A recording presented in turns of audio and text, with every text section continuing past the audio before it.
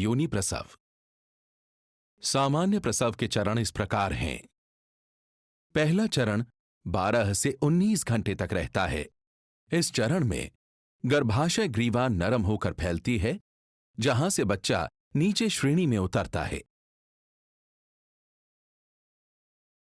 संकुचन धीरे धीरे तेज और जल्दी जल्दी हर 5 से 20 मिनट में होने लगता है, जिससे कमर, पीठ के निचले हिस्से में दर्द और मरोड़ लगातार रहते हैं।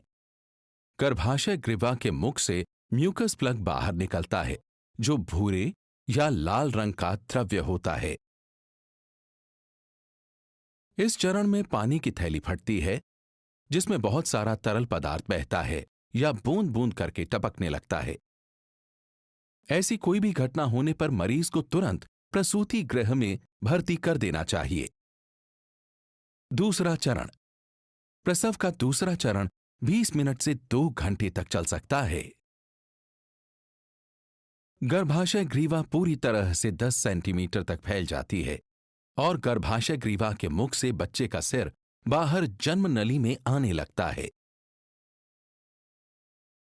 संकुचन होने पर मां को जोर लगाने और संकुचनों के बीच में आराम करने के लिए प्रोत्साहित किया जाता है। सामान्य प्रसव में बच्चे का सिर मां के निचली भाग की तरफ घूम जाता है। प्रसव के समय गर्भाशय 2 भागों में बंट जाता है, जिसमें सक्रिय भाग बच्चे को नीचे धकेलने के लिए संकुचन करता है और निष्क्रिय भाग बच्चे को आराम से बाहर निकालने के लिए राहत देते हुए फैलता है। बच्चे के सिर का ऊपरी भाग देखने को क्राउनिंग कहते हैं। इस चरण में एपिसियोटमी यानी शल्य चिकित्सा चीरा किया जा सकता है। इसमें बच्चे के प्रसव के लिए योनि में छेद और गूदा के बीच की त्वचा पर चीरा लगाया जाता है। संकुचन में मां जोर लगाती रहती है।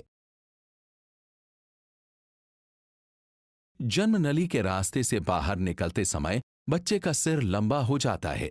बच्चे का लंबा हुआ सिर उसके जन्म के कुछ ही दिनों में सिर की हड्डियों के सही जगह पर बैठने के साथ ही सामान्य हो जाता है। जन्म नली से बच्चे का सिर बाहर निकलने के बाद सिर और कंधे घूमना शुरू कर देते हैं, जिससे कंधों को जन्म नली से बाहर निकलने में आसानी हो जाए। मां की श्रोणी के अनुसार बच्चे के कंधे एक एक करके बाहर निकलते हैं। जन्म नली से जब कंधे बाहर निकल आते हैं, तब बच्चा आसानी से बाहर निकल आता है। बच्चे के पैदा होने के बाद नाभीय गर्भनाल या नारी रज्जु को चिकित्सक या दाई काट देती हैं। तीसरा चरण। सामान्य प्रसव का यह आखिरी चरण होता है, जिसमें हल्के हल्के संकुचन गर्भनाल को गर्भाशय से बाहर निकाल देते हैं। इस चरण में स्तनपान और स्पर्श के जरिए मां और बच्चे में संबंध या लगाव बढ़ाने के लिए भी प्रोत्साहित किया जाता है।